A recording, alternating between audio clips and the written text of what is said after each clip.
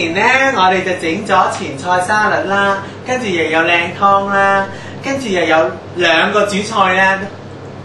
咁樣而家咧又係咧甜品時間啦。我而家講翻啲材料先。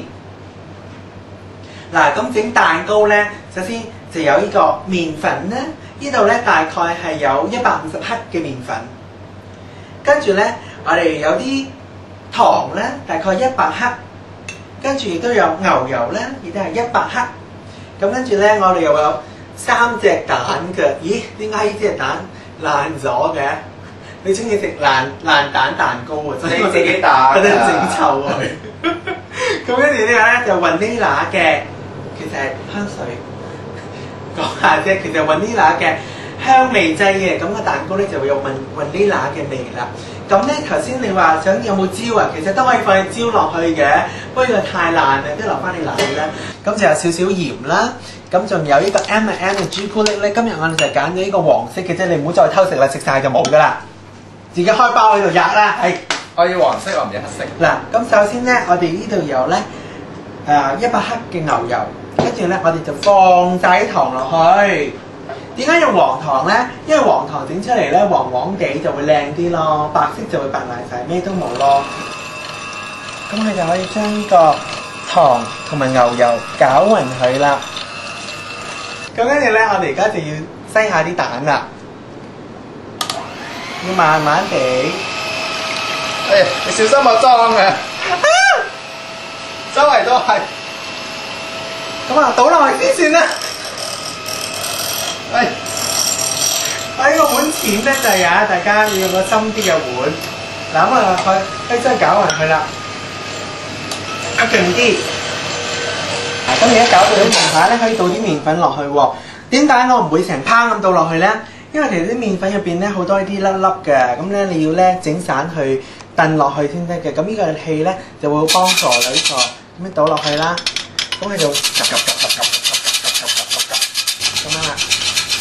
咁跟住咧，你就唔可以再用嗰個攪器去攪佢咯喎，因為呢個時候好重要嘅，佢要咧係慢慢咁樣咧撈勻佢嘅，慢慢地，因為我哋唔好咧攪散咗佢入邊嘅氣泡啊！嗱，你咁得閒嘅時候，幫我油咗嗰個焗 pan 佢，油滿牛油佢啊！嗱，咁我哋搞到咧一撇嘢咁咧，而家就要做一個好重要嘅動作啦，就係我哋要滲啲乾鹽落去喺手度，哇！咁啲乾鹽就已經滲晒落去啦。夾硬嚟咗啲咯，集都玩食字㗎。我話俾你聽，我都未開呢個蛋糕嘅真名嘅，佢就係叫做月形乾鹽蛋糕啦。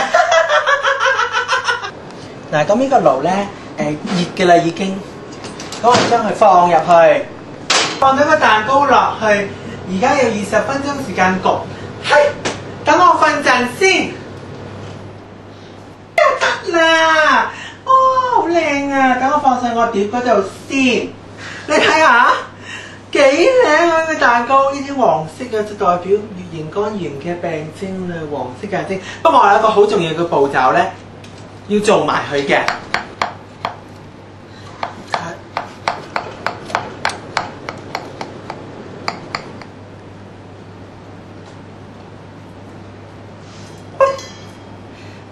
咁樣咪變成咗月亮形嘅月形乾鹽蛋糕咯。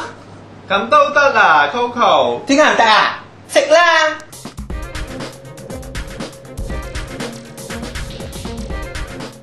咁其實肝炎咧可以有病徵或者冇病徵啦。咁其中一樣好突出嘅病徵咧，就係好似你今日一身咩啊？啲毛毛啊！係啦，就係其中咧肝炎其中一樣嘢就係話你身體上邊一啲皮膚啊，或者一啲譬如眼睛嘅眼白啊、尿啊咁樣都會變得比較黃。頭髮咧？頭髮就唔會嘅，係啦咁。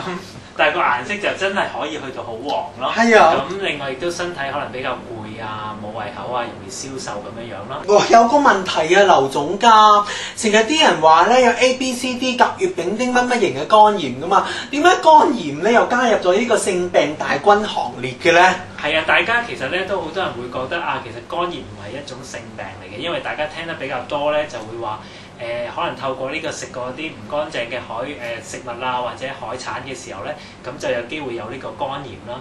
咁呢個係嘅，咁甲型肝炎咧真係會透過呢個途徑會去傳染得翻嚟嘅。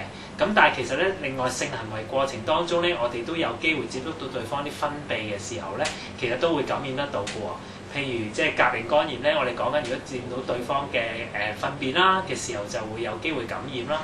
乙型就主要係血液同埋精液，咁丙型肝炎就主要係血液。咁所以呢啲途徑嘅時候，咁如果性行為過程當中掂到對方呢啲液體嘅時候，就會感染到肝炎咯。咁就除咗用安全套之餘咧，其實咧甲型肝炎啦同埋乙型肝炎咧，其實都可以打呢個疫苗嘅。咁即係如果你打咗啲疫苗嘅時候，你就有咗個抗體啦。咁就算你接觸到嗰種病毒嘅時候咧，咁就都可以即係對抗得到咯。咁我想提多一樣嘢啦。